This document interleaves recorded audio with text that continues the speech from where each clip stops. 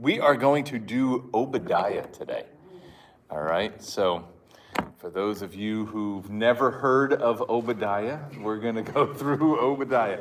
It is the shortest book in the Old Testament. It is super tiny. There is no Obadiah 2. There's actually no Obadiah 1. It's just by default, you have Obadiah, and it is like Jude, no, number, no chapter. It is just flat out Obadiah. So we're going to be doing that. So open your Bibles to Obadiah, and let's begin with a word of prayer. Father, I thank you for just your patience with us, your glory that is seen all around us. Father, we praise you for the beautiful sunshine that we have today. And Lord, I just thank you for each and every person that's here. Lord, I thank you for friendship and fellowship. And I thank you for just a church where we can truly love one another. And Lord, be at rest, studying your word and knowing you and drawing close. So Father, just continue to bless us today. And I thank you for your grace and your mercy, Lord. In Jesus' name I pray. Amen. Okay. So, Obadiah it is. So, trying to find Obadiah is not all that easy because he's so small. You just keep skipping him. All right, there we go. I was like, I saw Amos. He's right there. All right. For me, Obadiah is actually 2 pages long. Well, not even. It would be a whole page if they didn't give Obadiah such a big heading. So, all right. So let's give you guys a little bit of background as to Obadiah and what's all going on. This won't take very long because we know absolutely nothing about Obadiah.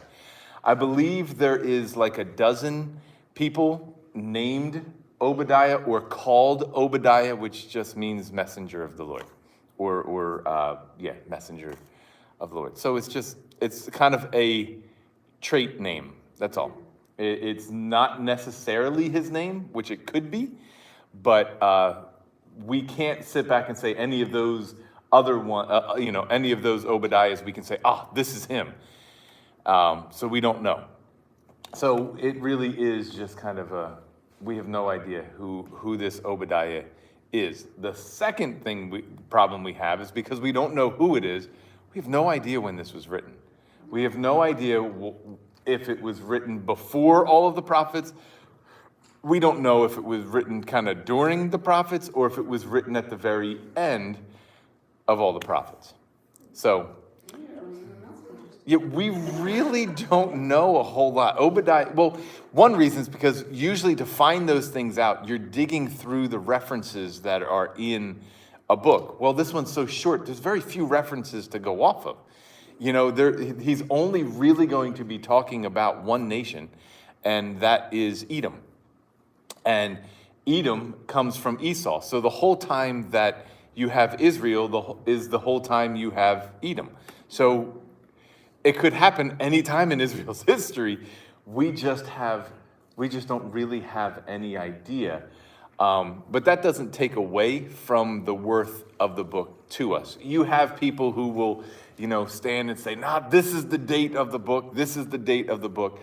If I had to be pinned down and asked when it was, I would say it was probably written in the beginning of Zephaniah's ministry. So after Judah is taken. And I'll explain to you that why in a minute. I would say it's kind of at the end, so I would have put it with kind of the end time prophets, but he's not encouraging so much, anybody as opposed to yelling at Edom. So that's just kind of where we are. So we're going to kind of walk through that, and knowing that we don't really have a great time frame, we'll have to figure that in. Another thing that you need to know is Edom. Edom is a nation that came out of Esau. So you have Jacob, who had his 12 tribes, and then you had Esau, whose children also became a nation. God was very faithful to all of the descendants of Abraham. Every time you have a descendant of Abraham, they are somebody who has become a much larger nation. And you can see that. You can see it with Ishmael. Ishmael is where most of the Arab nations are from. You know, you had those tribes that came out of Ishmael. So God continued to bless him and his children and their children and made them into a nation. And he made also, you know, Jacob into a great nation. And so you begin to see that God is very, very faithful to his promises to all of the descendants of Abraham. So it's kind of cool to sit back and be like, oh, this is where these people came from. But what do we know about the story of Jacob and Esau? What happened? Jacob stole Esau's birthright. Right. Okay. So let's start from birth. What happened during birth? Came out right. All right. Who came out first? Esau. So he got his hand out first and started to climb out. And so they tied a ribbon around his wrist. He got pulled back in. Sorry, women, if you're like, what? He somehow got pulled back in so that the next one would come out. So there was a fight from the get-go as to this. So they are twin brothers, and this is their birth.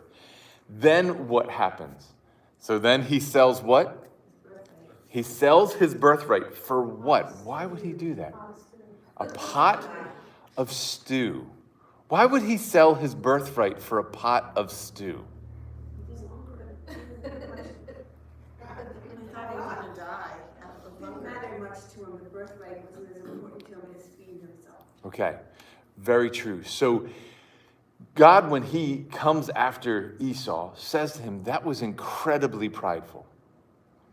Because God had promised that, you know, this line was going to be coming, the promise from Abraham was going to be flowing through, you know, the son of Isaac, and he didn't take God serious. He didn't take what God said and who his people were going to be and all that. He didn't take that serious. He sold that for soup. Yes, okay, so he was starving. We don't know what it's truly like. We've gone without food, but we've never gone without food. Was he absolutely starving? Was there nothing out there to eat? Not really. All right, so that's Esau. Esau is a very prideful, short-thinking person. All right, so we have to get that in our mind. Who is Jacob? Well, what does his name mean? Deceiver. Deceiver or supplanter. You know, one who takes from, you know, this deceiver, this con man, and that's his whole personality. And his mom is no different. He's a mama's boy, and she is no different. His uncle Laban is absolutely no different. He tricks Jacob, right? When he gets there, he goes to marry the younger daughter, Rebecca. Rebecca? Rachel. Okay. I usually just, I'm beginning to realize I only go by the first letter of people's names. And that's not a good way to do that because there's only 26, you know? So anyway, so Rachel, he wants to marry Rachel. He met her first. He really liked her, was ready to go, and Laban tricks him, and he ends up marrying Leah by accident.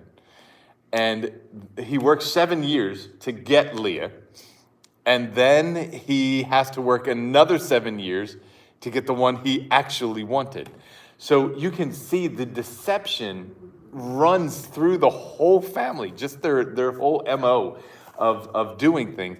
But that's not an Esau.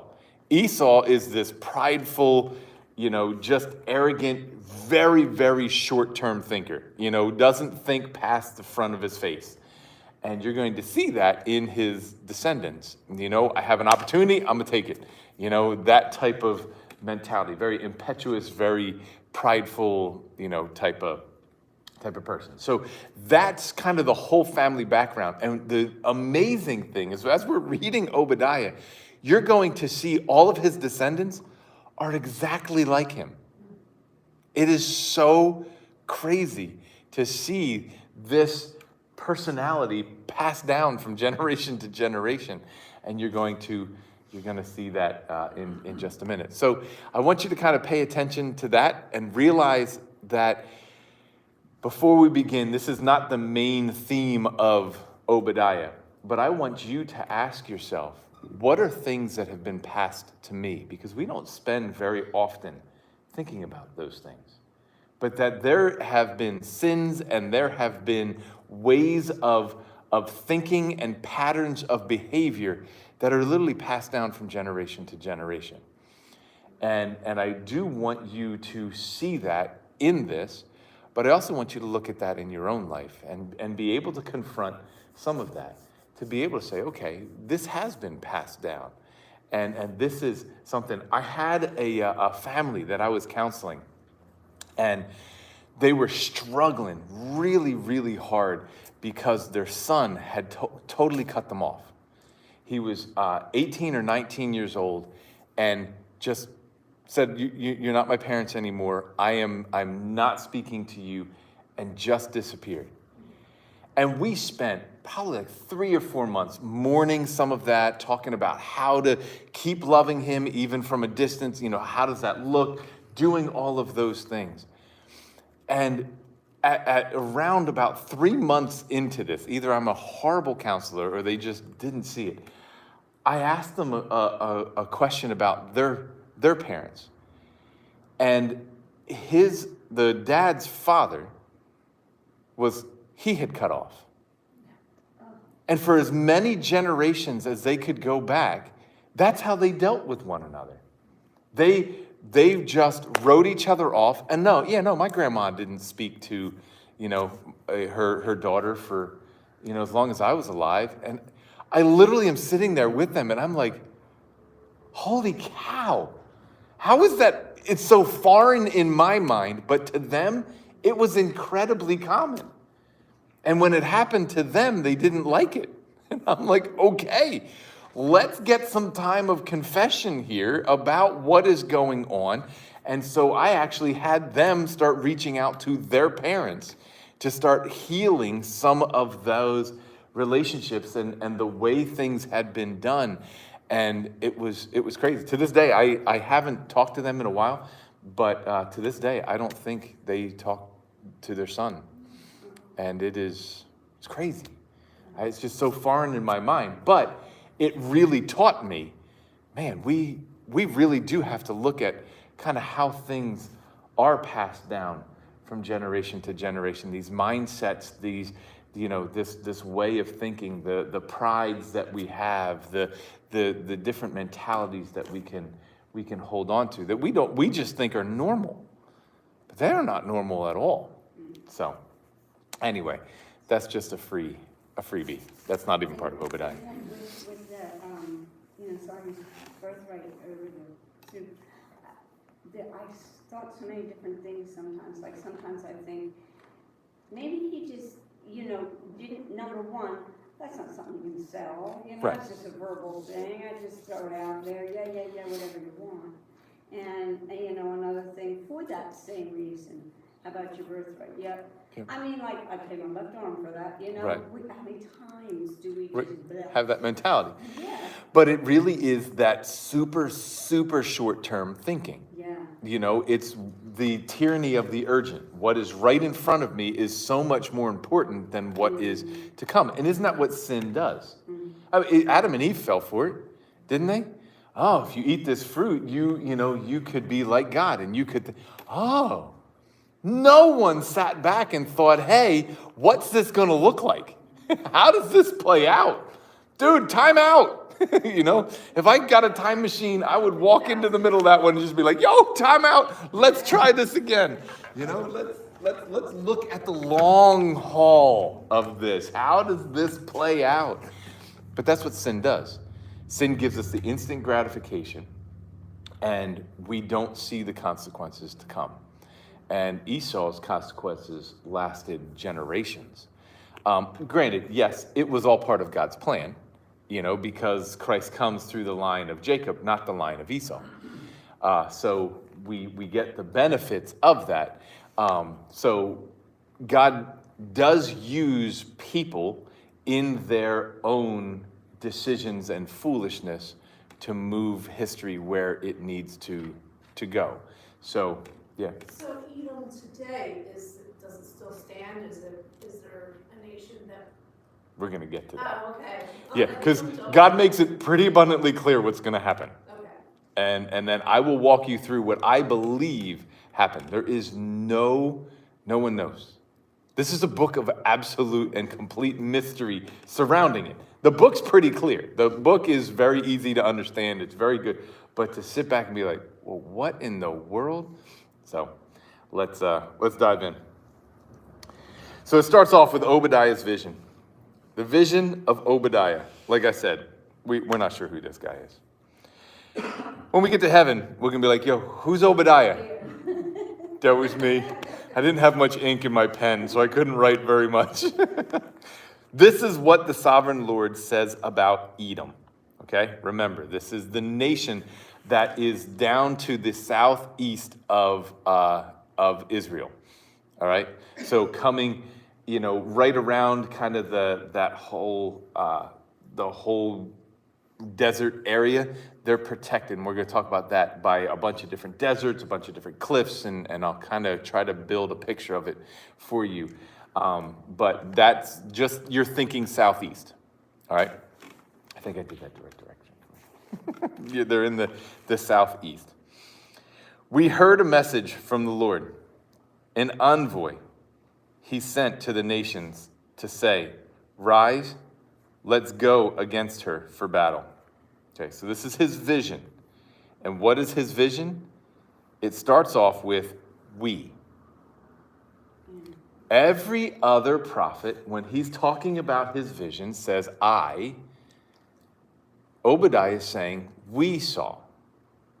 We heard, sorry, not saw. We heard a message. So we're not even sure if this was a vision to just one person or kind of a group of prophets. We don't know. Like I said, this is completely surrounded in like the situations going on around this. But the we is a very interesting phrase for a prophet to use. All right? So we have heard a message from the Lord. An envoy was sent to the nations to say, let us rise and go against her for battle. Okay.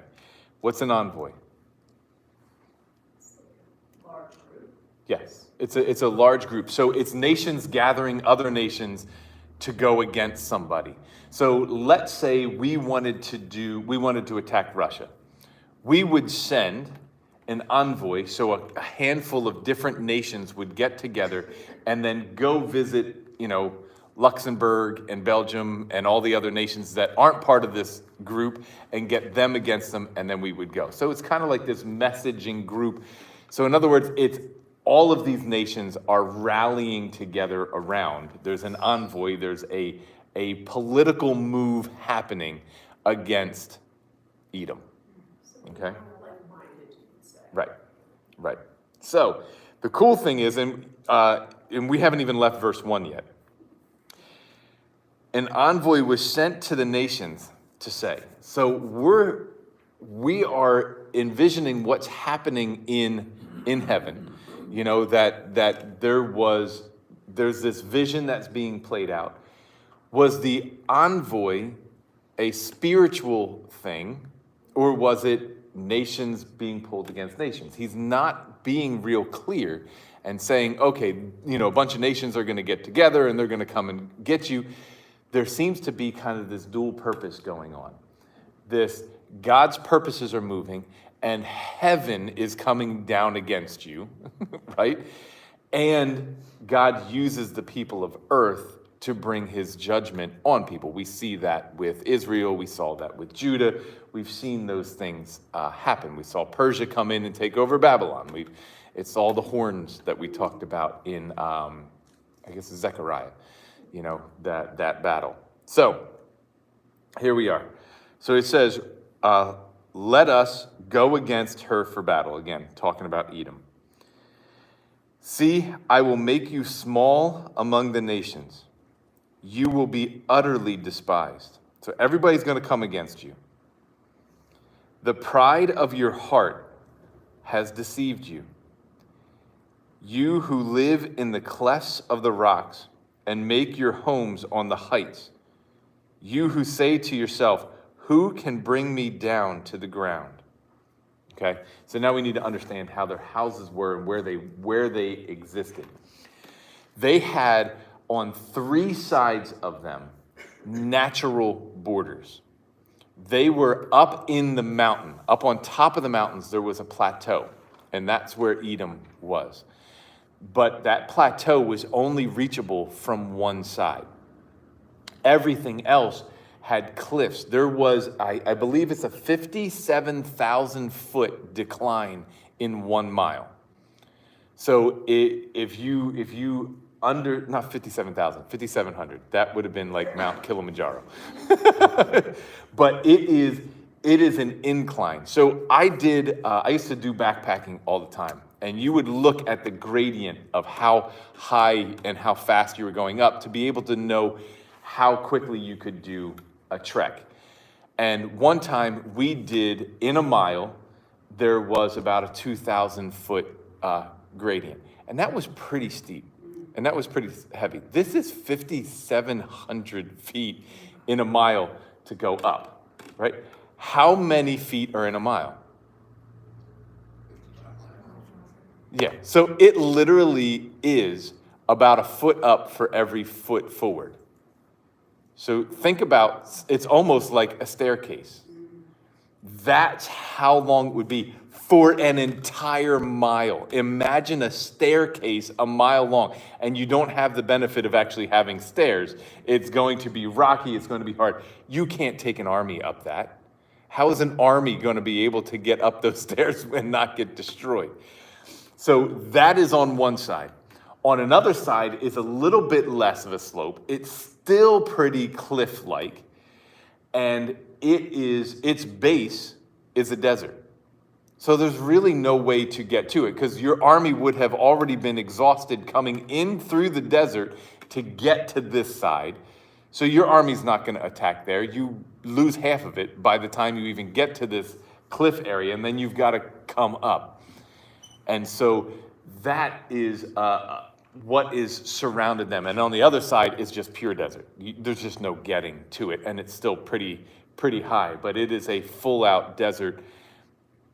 You just can't approach from that side. Your army will be dead by the time you got there. So they were totally safe, and they were up above everyone. And so some of the homes were built into the side of the mountain. Other homes were built up on the plateau. But wherever that there was an ability to come up was a huge, massive fortresses. So they had a huge system of fortresses. So they're like, who's going to come and tear us down? Who's going to do it? When Babylon comes and takes Judah, well, first, when Syria comes and takes on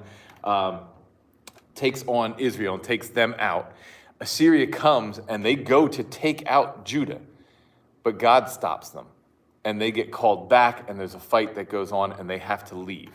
So they are somewhat protected because they didn't make it as far south as Judah. So once it got there, Edom was kind of protected, so they were okay. Then Babylon comes, and we know Babylon comes and takes Judah and even goes further south. They talk about Moab being destroyed by Babylon. They talk about all of the nations that surround Edom. Never do you hear Edom being taken out. One, they're not big enough or rich enough.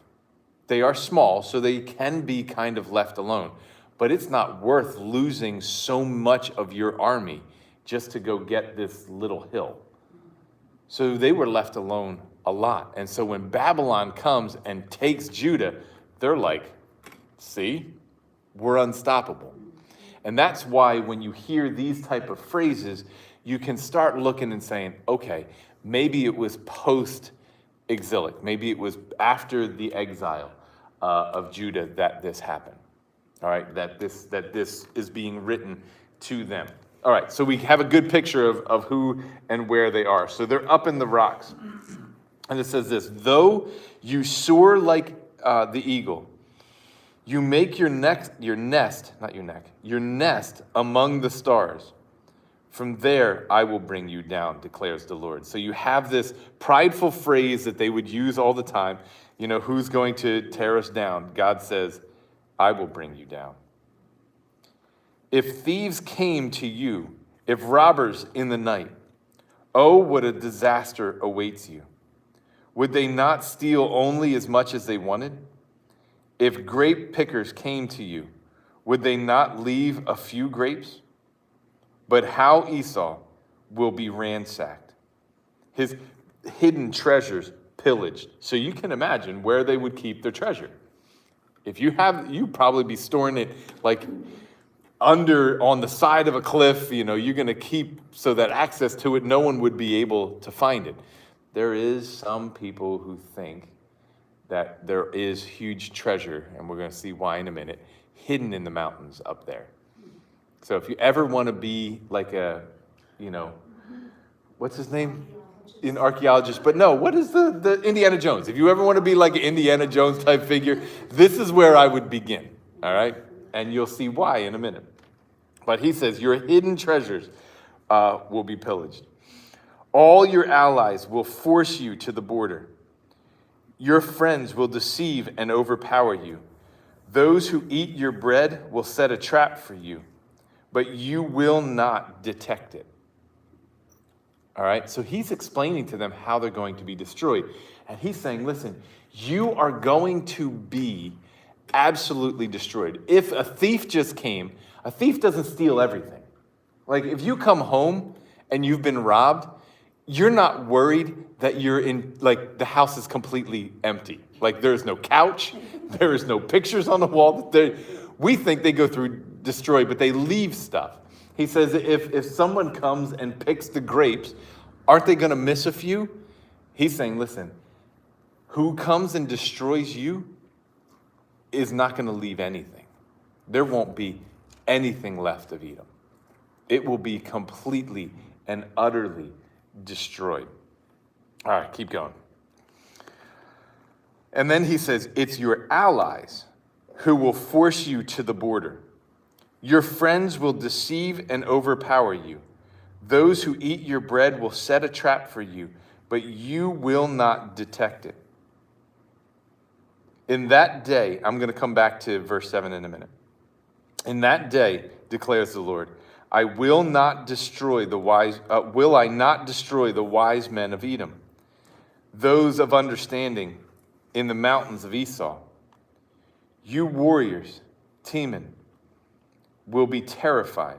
And Teman is one of the cities in Edom. And everyone in Esau's mountains will be cut down in the slaughter because of the violence against your brother Jacob. All right, so we're going to get to that in a minute. So he's describing how they're going to be taken over. So around 600, so Judah is taken, right? Around, in what year? 586, right, is when they are taken. So around this time, only a few short years after they are taken, kind of in the 500-ish, somewhere in the 500s. So from 586 down, we start seeing in Edom, all of the Edomite names are being replaced with an Arab names. Something like a cancer has gotten inside of Edom, and they are slowly being eaten from the inside out. And they are destroyed by these wandering nomadic tribes. How do you get to that fortress? Well, you come in and you trade, and then you start to intermingle, and then there's so many of you that you just start taking over and pushing Edom out of its own borders. And so what we begin to see is that area became very Arab and was wiped out. And suddenly the Edomite names and all of the Edomite things just disappear. There's nothing left of it. It just wasted away and disappeared. And this group just kind of came in and Edom's gone. How it happened, there's no history to it that I could find. There's no history that there was a big battle and, the Arabs started to win and they started to take over. And God's not talking about a big battle, is he? He's saying your friends, those you have made, alliances with, they're the ones who are going to do this.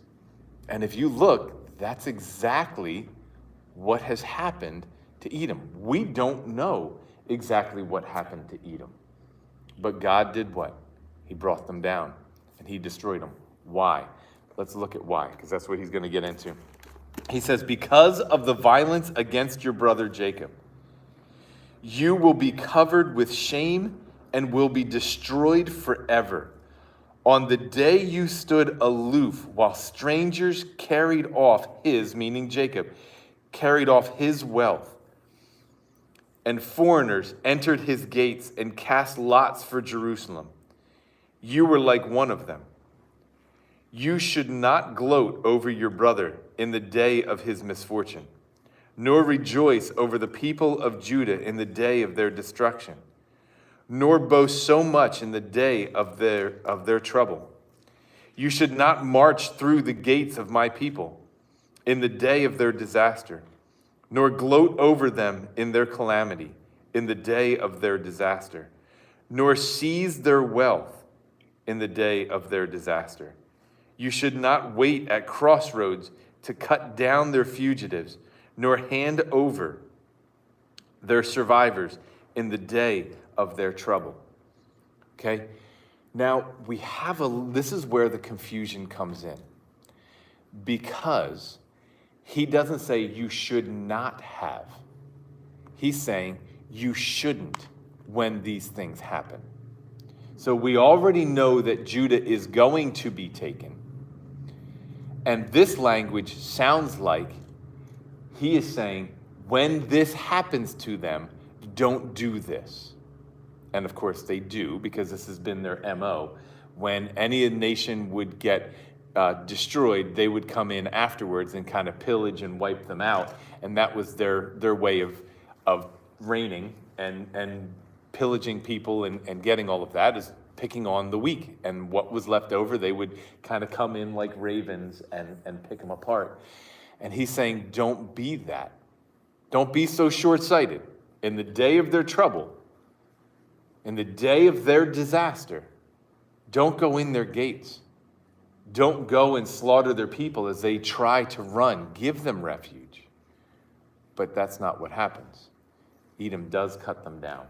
Edom doesn't provide them passage. Edom doesn't, and they never did, and they never do. So that's why this book is so hard to place. If this had said you should not have, well, that's much easier. Then we're like, okay, this is all post-exilic, but this is saying you should not do this. Now, that language can be afterwards, you should not do this, right?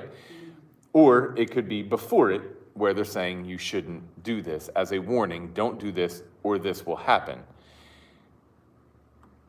So that's where we kind of are a bit confused time-wise, all right? But what do we see them doing? We see them not helping their brother. We see them not even not helping them. We see them as part of the problem. They're cutting them down. They're taking them out. If there's a fugitive who's running, they either kill them or they turn them over to the Babylonians. And he's saying, you shouldn't do this. This shouldn't be a thing. This is your own flesh and blood. These are your cousins. This isn't how it should be.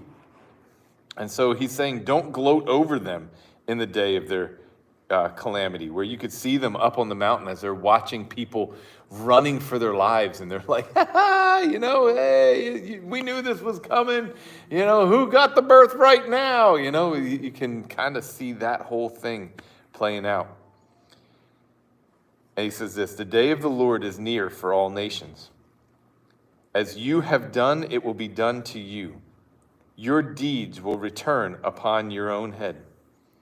Just as you drank on my holy hill, so all nations will drink continually, and they will drink and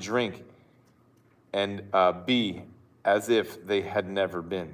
So he's saying it's as if Edom never existed. They will have people that just come in and drink from them and take from them and take from them until there's nothing left. And it sounds like what happened. But on Mount Zion will be deliverance. It will be holy. And Jacob will possess his inheritance. So he's saying, listen, I'm going to leave a remnant. I'm going to rebuild them. Israel and Judah, they are coming back. They are going to be my people. I am going to rebuild Mount Zion. But he just said, Edom's going to be destroyed, and he is gone forever. So he's giving hope to those who were in Judah, who have been taken in exile. He is giving them hope. You will return, but those who are not my people, and those who destroyed my people and did not help and mocked them on the day of their calamity, they will be destroyed. They will be wiped out forever. Jacob will be a fire, and Joseph a flame. Esau will be stubble, and they will set him on fire and destroy him. There will be no survivors from Esau. So he's saying, even though Judah was taken, they will be back. They will be a flame. They will be a fire. They will be a great nation. There will be no survivors from Esau. The Lord has spoken. Anytime you see that, that is like the rubber stamp. It is done. I have declared, says the Lord. People from the Negev will occupy the mountain of Esau. Okay, so he's talking about the Negev area, the more desert area, the more Arab area will occupy the mountain of Esau. And people from the foothills will possess the land of the Philistines. They will occupy fields of Ephraim and Samaria, and Benjamin will possess Gilead. This company of Israelite exiles who are in Canaan will possess the land as far as Zarephath. The exiles from Jerusalem who are in Sepharad will possess the towns of the Negev. Deliverers will go up on Mount Zion to govern the mountain of Esau, and the kingdom will be the Lord's. And so that is what happens to Edom. And that's what happens to Esau. And so we sit back and we look and we're like, oh my goodness, it's such a tiny little book. It is so full of just imagery, and it's just so full of God just sharing his plan. No, Israel's still going to prosper. There's going to be a flame. There's going to be life to it. But you are going to be completely stubble. And what does God say at the end? Esau, I'm going to take your land. I'm going to take your kingdom. That's just what's going to happen. It's all God's, and they never treated him as God, ever. They didn't believe his plan when it came from the beginning, right? And so I take it as if this was a warning right before Judah is going to be taken, where he's telling them, don't do this. Like, don't sell your birthright again. Don't lose sight, because this is what will happen. And God knew what was going to happen. And so he says this is what's going to happen to them. So did Obadiah, Right. Did they go to Edom to send this message? And declare it to them? Probably. He probably went and prophesied there, and Edom would have been like, another one of these crazy prophets. You're not telling us we want to hear, so see ya.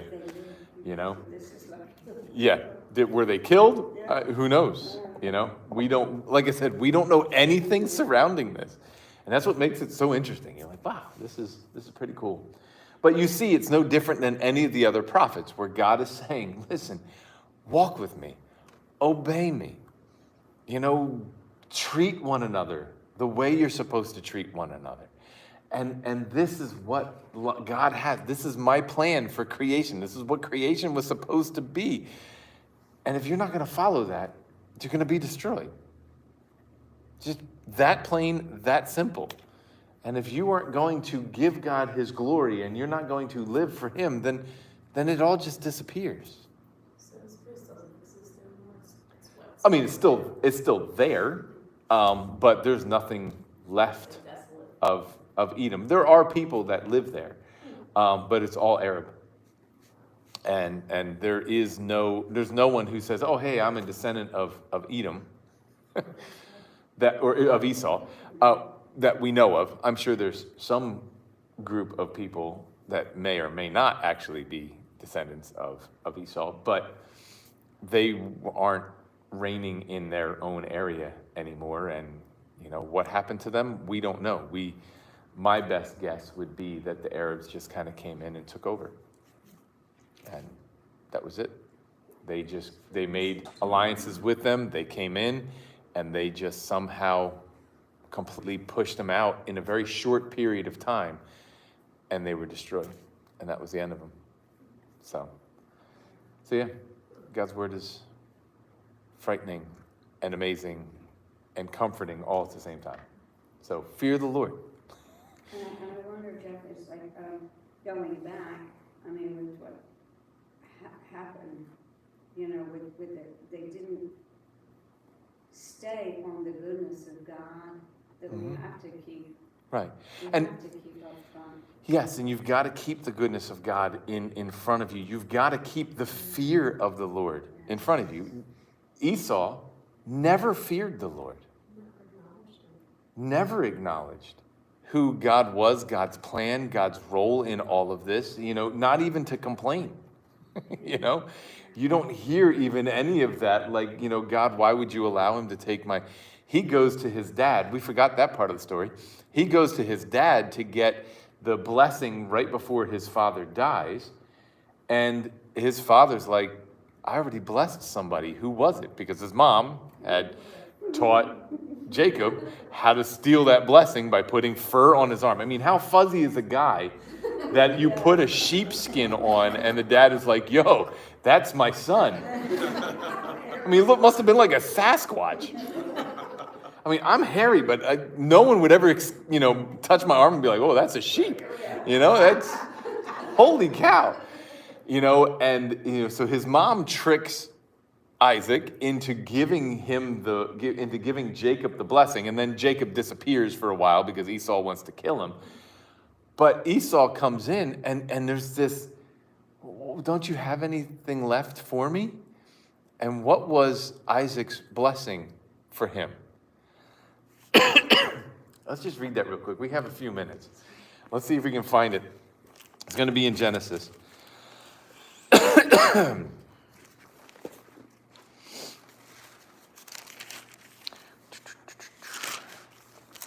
So you're probably looking in 30-ish.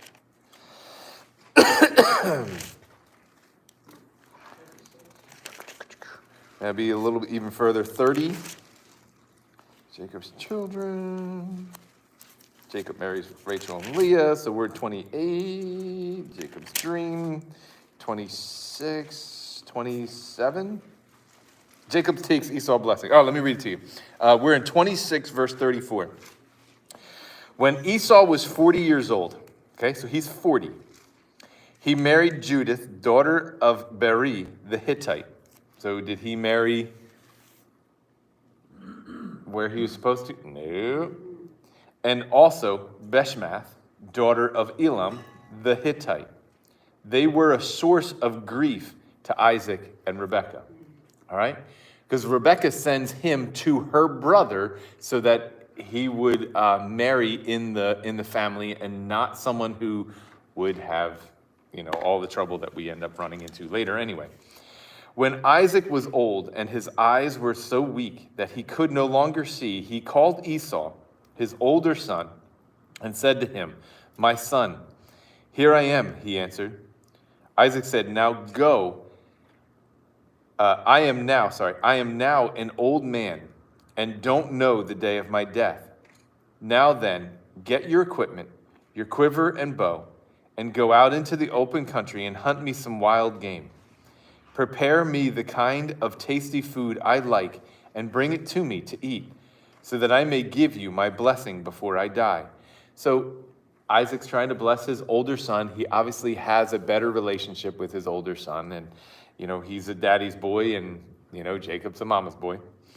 Now Rebekah was listening as Isaac spoke to his son Esau.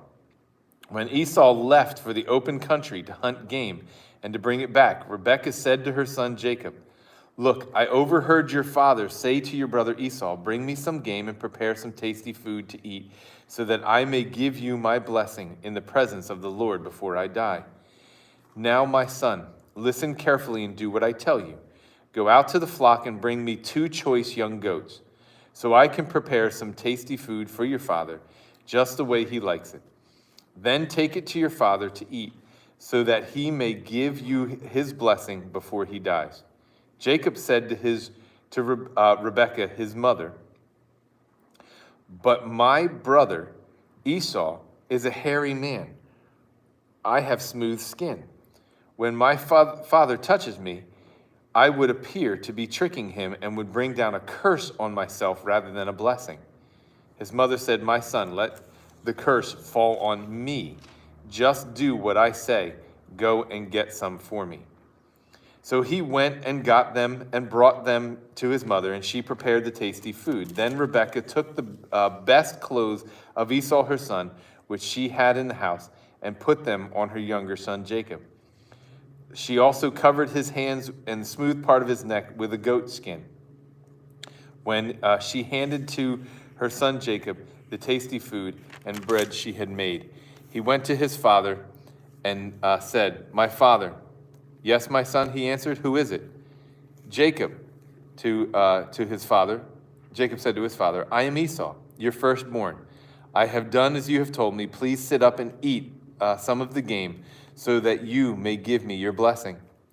Isaac asked his son, "How did you find it so quickly, my son?" "The Lord your God gave me success," he replied. Then Isaac said to Jacob, "Come near so I can touch you, my son, to know whether you really are my son Esau." So he's thinking, this might be Jacob.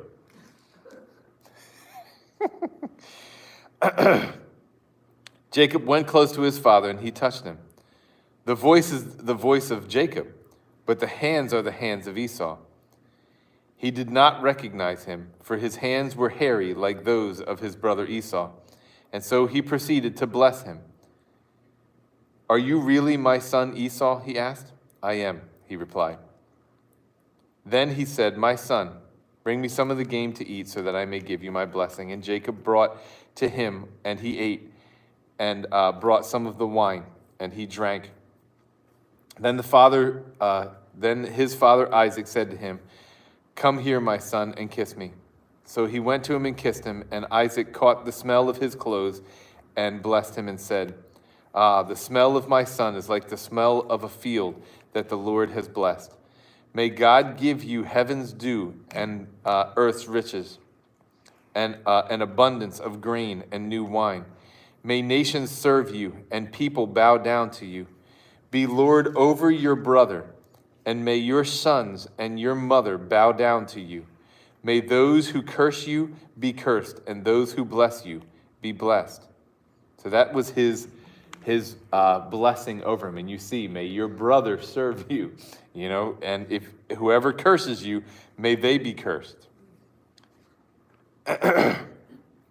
After he finished blessing him, and Jacob had scarcely left his father's presence, his brother Esau came in from hunting. He too prepared some tasty food and brought it to his father, and then said to his father, "My father, please sit up and eat some of my game, so that you may give me your blessing." His father Isaac said, "Who are you?" "I am your son, your firstborn, Esau."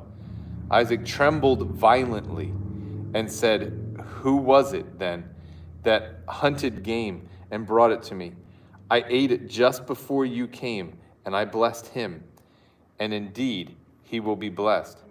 When Esau heard his father's words, he burst out with a loud and bitter cry and said to his father, "Bless me, me too, my father." But he said, "Your brother came deceitfully and took your blessing." Esau said, "Isn't he rightly named Jacob, supplanter or deceiver? This is the second time he has taken advantage of me. He took my birthright, and now he has taken my blessing." Then he asked, "Haven't you reserved any blessing for me?" Isaac answered Esau, "I have made him lord over you and have made all his relatives and servants, all of his relatives, his servants, and I have sustained him with grain and new wine. So what can I possibly do for you, my son?" Esau said to his father, "Do you have only one blessing, my father? Bless me too, father." Then Esau wept aloud. His father Isaac answered him, "Your dwelling will be away from the earth's riches, away from the dew of heaven above. You will live by the sword, and you will serve your brother. But when you grow restless, you will throw his yoke off of your neck." So that is the blessing he gives him.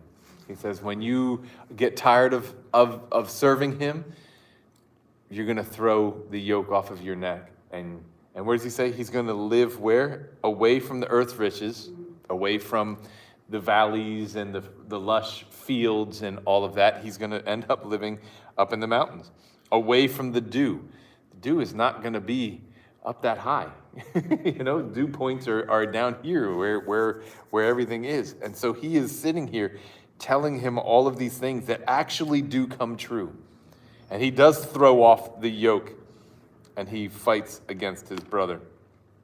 Esau held a grudge against Jacob because of the blessing his father had given him. And he said to him, "The days of mourning for my father are near. Then I will kill my brother Jacob." So Rebekah sent him away. So anyway, yeah, that's kind of the beginning of the story of Obadiah. So how old were these boys? They were 40 when that happened. The boys were? Yeah, the boys were 40 years old when they deceived their father right before he died.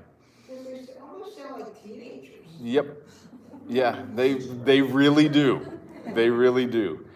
And the even the parents just sound like young, the whole story is just craziness. Crazy. But that's the story of Jacob and Esau. Now we sit back and we look, and I've heard people talk about how Rebekah was righteous in doing what she did. I have a little trouble with that. But that she had believed in God's promise, and that it was, she knew who would the line be able to survive through would have been Jacob more than her son Esau. So that she was really doing this to further the kingdom and to allow the line to continue. I'm a little wary about that. I'm more on the side that God uses those things. In spite of our own stupidity, God continues to bless me. And he has used my stupidity a handful of times to really bless me. And it's like, okay, I get where it comes from. It's not, I was so thinking through all of the promises and trusting in God and all of that. Yeah. Like Joseph, they threw him in a pit. Right. God still rebelled. Yep. It's always somebody's trying to intervene for Yeah. God. And God's always the one who does his thing. I imagine You know? the relationship between Esau and his mom. No, you don't ever really see them interacting. No, and I wonder if I mean, she obviously was washing his clothes. I mean, she had the clothes in the house. So who knows? smelled because he said he smelled. Right, smelled like the field. Yeah, I have no idea. That's a little weird now. Yeah. That's why I thought they were teenagers. Yep. Why would you be smelling your 40-year-old But kids? he was, Man. but the point was, he was already married. Oh, see, that's different. They were already, we have this mentality that they, were just these, like you said, like these teenagers, and this happened. He was 40 years old and had 2 wives. Wow. They were 2 Hittite women that caused many troubles for Isaac and Rebekah. So part of me says, yeah, Rebekah may have been like, listen, I don't want my line to continue through Esau. My line needs to continue through Jacob, because Esau's marrying the Hittites and those who are around, and our people are just going to dissolve. Because if you just keep intermarrying, and that's what happens to Esau, isn't it?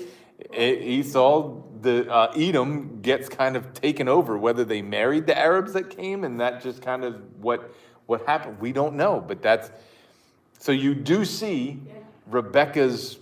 She says it in 46, says, Rebecca said to Isaac, and discuss it with living because of these Hittite women. Yeah. Jacob takes them away from among the women of this land, from Hittite women like these, my life will be not worth living. Yeah. Yep. So, and those girls must have been something. In-laws. All right. Let me pray for you guys. And you have something else? In Genesis 25, when Rebecca's pregnant with the twins, the Lord said to her, 2 nations are in your womb, and 2 peoples from within you will be separated. 1 people will be stronger than the other. The older will serve the younger. Yes, that is very true. And so God says that. Let's go here for just a minute. So in our economy, you do understand God constantly flips things upside down, right? Who's going to be the greatest in the kingdom of heaven? The least. This whole upside down kingdom theology. Who should the line of, Abraham go through? All of the firstborn, right? But you never see, Judah wasn't the firstborn. There were others, and and it should have been Reuben, right? He was the firstborn. Was it Reuben? Well, anyway, whatever the firstborn was, that should have been however, that's how it all should have played out. But what we begin to see is that God is no respecter of human tradition and human mentality. The older son always serves the younger. So take Adam, who is our first representative, God's firstborn, for lack of a better phrase, right? And Adam is our first representative. Well, what happens? Well, he fails, and it's the younger, the second Adam, who comes and is our salvation, and is our true representative, and is the one that is all that Adam should have been. And so you see that time and time again with Jacob and Esau, with all of that. You see it with the Jews and the Gentiles. Because now, what do we have? You have the Jews who, yes, God says he's going to continue and will always bless, but we're grafted in, and we're the ones that are advancing the kingdom of God. And so there's this second-born mentality that has been kind of passed down in God's economy. So there's a whole theology you can spend time studying, all of the, the way God has flipped the world upside down. We have it completely backwards, So yeah, that's kind of where it is. Fair enough? All right. Any other questions? Great questions. This is probably the best study we've had, because you guys have been talking and asking questions, and that's super cool. Anything else? All right. Any other insights anybody had? No? All right. My Bible has a history insight into it that the Edomites disappeared after 70 AD with the last taking over Jerusalem. Right. And they had sacked Jerusalem 4 times before that. Wow. Okay. So yeah. So they had sacked them. Yeah. I mean, they kept doing it. It's just in his notes. Yeah. It has a summary of the histories of what happens to the Edomites. Mm-hmm. Yeah, it wasn't a one battle that wiped him out, but there's all of a sudden, somehow, in kind of post-exilic time, their name just starts disappearing from that area, and the Edomite names are just gone. Now too, in the future, futuristically, that, but people that just didn't acknowledge God Right. and what his word says. Yeah. And what happens It's to not good. to those who do not acknowledge God? They're gone. So, anyway, let's pray. Father, you are an amazing God. And Lord, we praise you for your plan, for your word, for your truth. That God, you truly are in charge. You truly are sovereign. So Lord, I pray that we would submit to you and that we would honor you and glorify you in all that we do. God, I thank you for your word. I thank you for this group and our time together. Lord, I praise you for what you're doing. You're an amazing God. In Jesus' name I pray. Amen. So that leaves Joel next week.